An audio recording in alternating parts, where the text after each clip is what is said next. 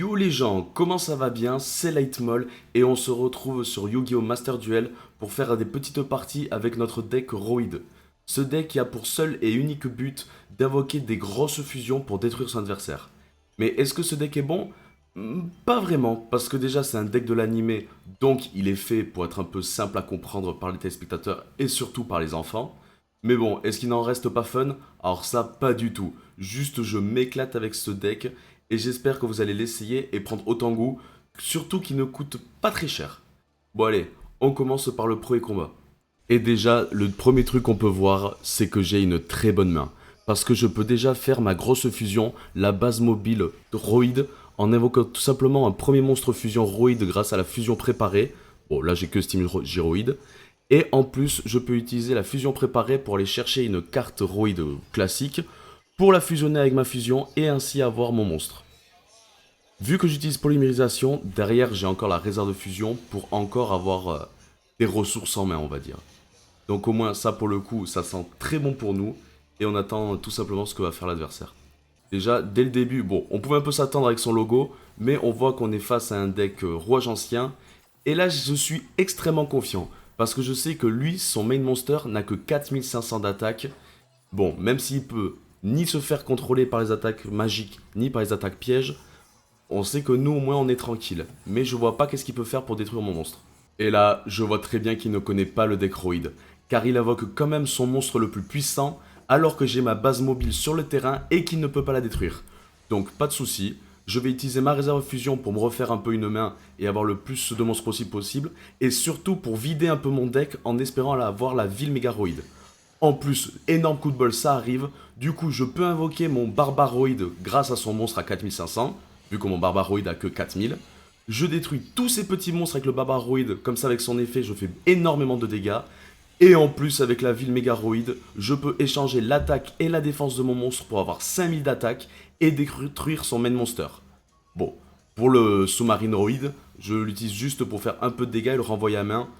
Comme ça, je sais très bien que dès le prochain tour, même s'il détruit tous mes monstres, mon sous-marine Roid pourrait avoir 1800 d'attaque et taper directement ses points de vie. Donc voilà, on gagne le premier combat. Pour le deuxième combat, ça commence tout aussi bien, car on a exactement le même combo, sauf que en plus, au lieu d'avoir une polymérisation classique, on a la fusion Roid.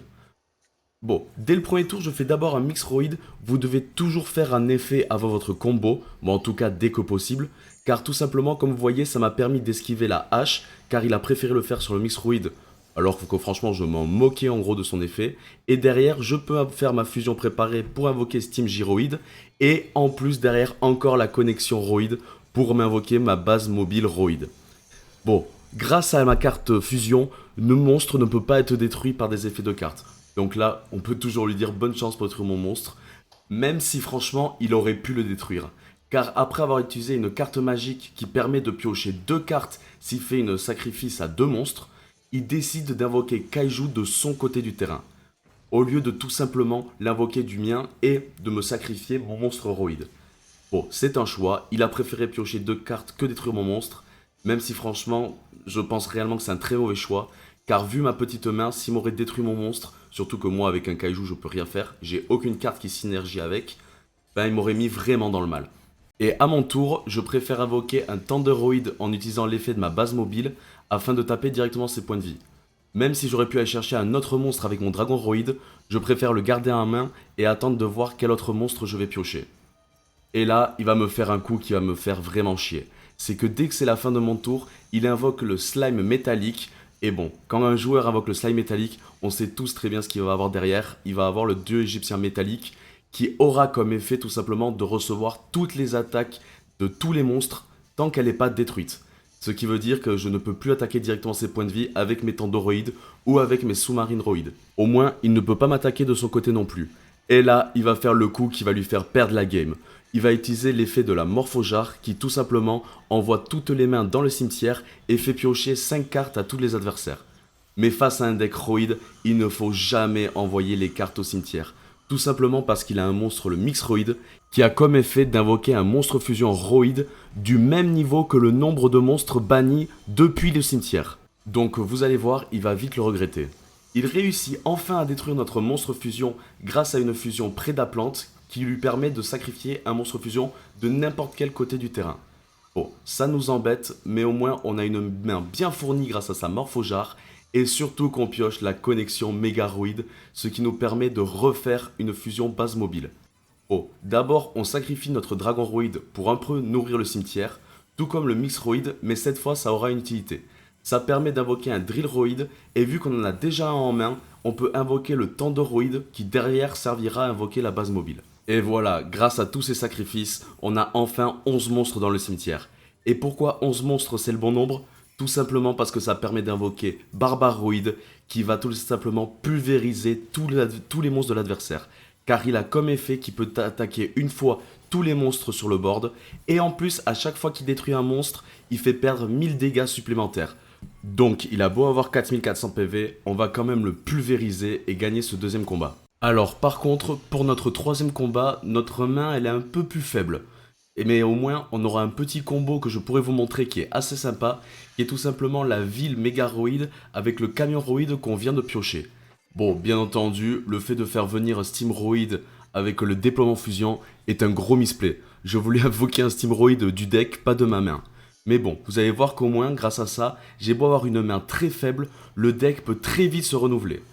Bon, je vous présente le combo qui est tout simplement on échange l'attaque et la défense du Camion-Roid pour qu'il ait 2000 d'attaque et qu'il soit assez puissant pour battre l'Amazoness.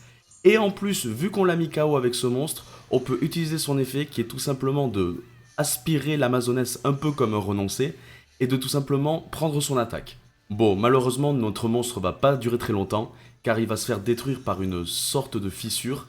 Et en plus, notre adversaire enchaînera vraiment bien en invoquant un Gaïa et une malédiction du dragon qui va booster pour détruire notre dernier monstre. Mais là, heureusement, je vais avoir un gros coup de bol. Car dans ma pioche classique, on va avoir un monstre et je vais pouvoir faire un très gros combo. J'utilise d'abord la ville Megaroid comme effet sur ma carte piège pour la détruire et aller chercher un monstre du deck. Mais en même temps, je vais également utiliser l'effet de la réserve de fusion, car cela me permet non seulement d'utiliser l'effet de la réserve de fusion, mais en plus de la détruire avec l'effet de la ville Megaroid, et donc de pouvoir aller chercher deux monstres. Et dans ces deux monstres, je vais aller chercher l'Express Roid, qui me permettra d'encore aller chercher deux monstres supplémentaires du cimetière, et cela nous fera au total 5 monstres, et vous savez très bien ce qui va se passer avec 5 monstres. Je vais utiliser la fusion pour tout simplement invoquer mon Barbaroid, qui va complètement nettoyer le terrain. Et là, l'adversaire n'a que 2 cartes sur lui, et ça sera 2 cartes pièges, dont un qui lui permettra d'invoquer une malédiction du dragon. Mais malheureusement, ça ne servira plus à rien, car on va utiliser l'effet de Mixroid dans le cimetière pour invoquer un Thundoroid, et vu que l'adversaire a plus que 1500 PV sur lui, ça sera soit il se laissera tuer par le Thundoroid, soit il aura une carte qui lui permettra de se défendre, mais s'il se défend sur le Thundoroid, il y aura encore le Barbaroid qui sera là pour finir ses points de vie. Et malheureusement pour lui, c'est ce qui se passera, car il me renverra le Thundoroid dans l'extra deck, mais Barbaroid détruira son malédiction du dragon et me permettra de gagner le troisième combat. Et voilà les gens, j'espère que cette vidéo vous a plu. Je tiens à m'excuser car elle est un peu faite à l'arrache, mais je ne sais pas si vous connaissez, mais chez moi, il y avait les fêtes de Bayonne, et je n'avais pas le temps ni l'énergie de vous faire une vidéo plus préparée. En tout cas, si vous voulez voir plus de Yu-Gi-Oh sur la chaîne, n'hésitez pas à me le dire, et si je vois que ça vous plaît, je ferai des vidéos avec des abonnés. Allez, portez-vous bien et adieu!